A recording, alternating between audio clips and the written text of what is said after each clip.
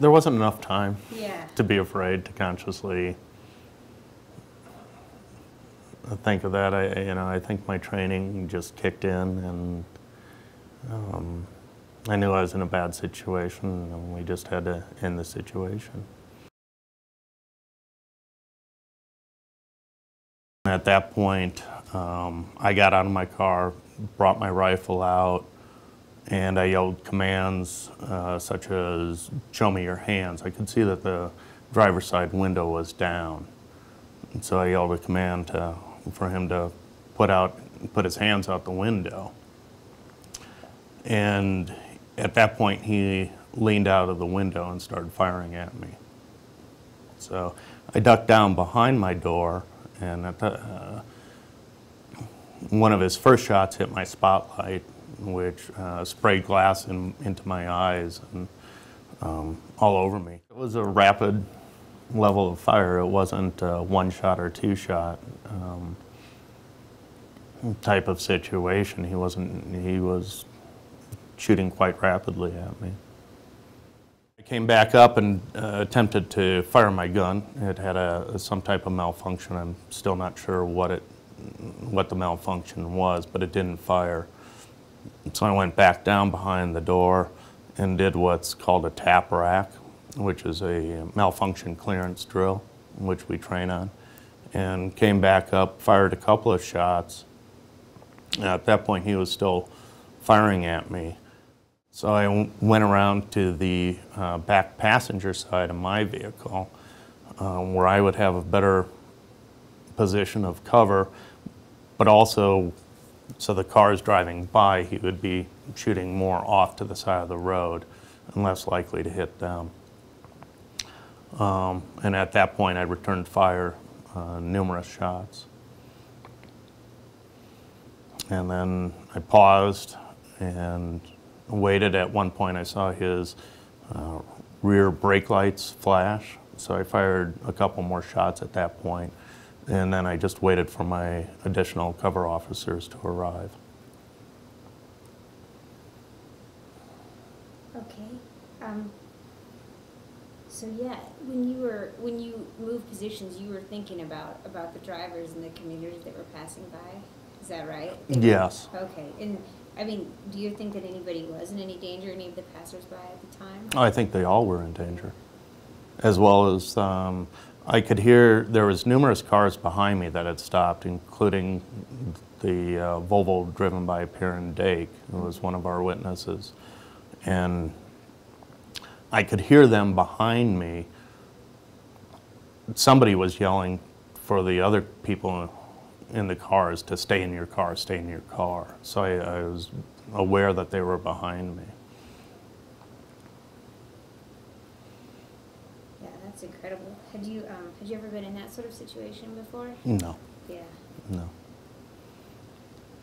So what was going through your mind when were you expecting him to fire, to shoot, or? No, I wasn't. Originally, I thought I was going to be in a high-speed pursuit, which those typically end up with somebody, basically, especially in the mountains, driving off the road. And I figured that's what was going to end up happening. When I did pull him over, when he did stop, it happened very quickly. I just had time to get out of my car before the shots were being fired. And I did not expect him necessarily to start shooting at me.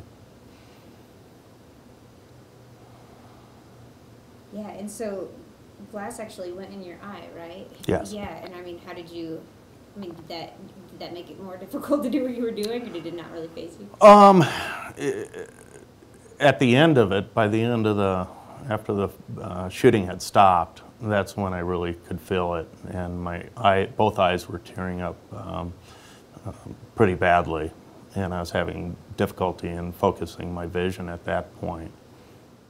Were you thinking, about if he got away, what could happen, or were you thinking about what sort of hazard he was to the community when you were? Very much so. As I said, I was very concerned about the people driving by. I could hear the people yelling behind me. I thought he was extremely dangerous, And that two things I was worried about is, especially with the cars driving by, that he would take a hostage and have it become a hostage situation, or that he would start with random violence just on the people in the area, either behind me or the cars driving by.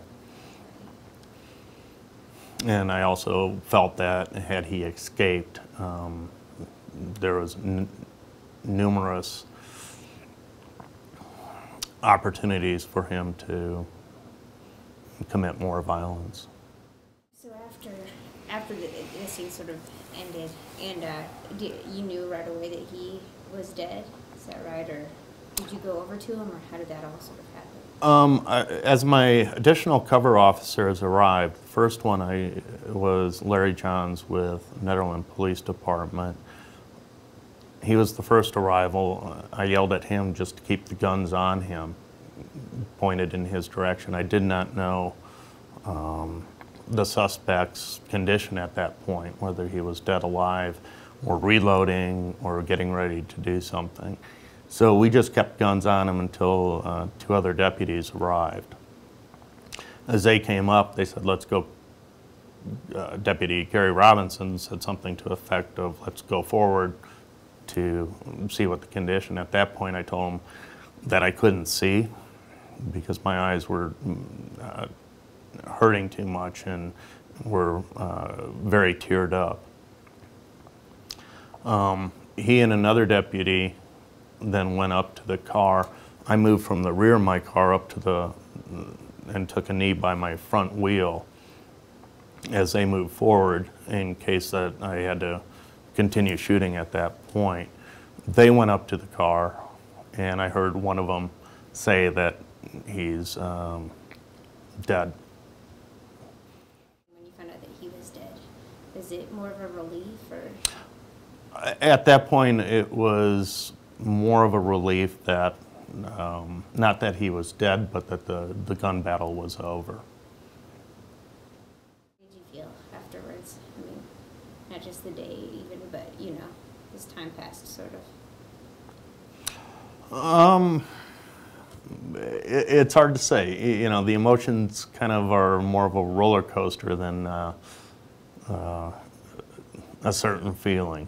So you kind of go up, you go down, and eventually it just evens off. I'm wondering if, have you ever had any contact with Derik's family or anything?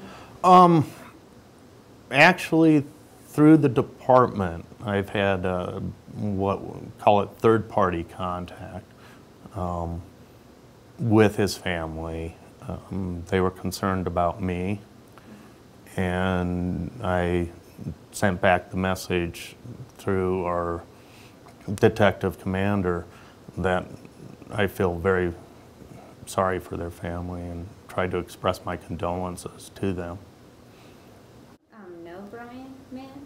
I've known Brian Mann for many years, actually, as well as his family and his wife. And when did you learn that he was the one who had died? I actually didn't learn that until I went home that night and I saw it on the news. It became much more of a personal situation when somebody, Brian and I weren't necessarily close friends, but every time we saw it, both live in a small town, so every time we saw each other, we'd stop and chat and talk, and that hurt when I heard that.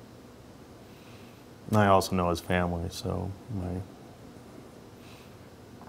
heart really went out to his family. Every aspect of law enforcement is you're helping somebody. And there's always, for every crime, there's a victim or a potential victim.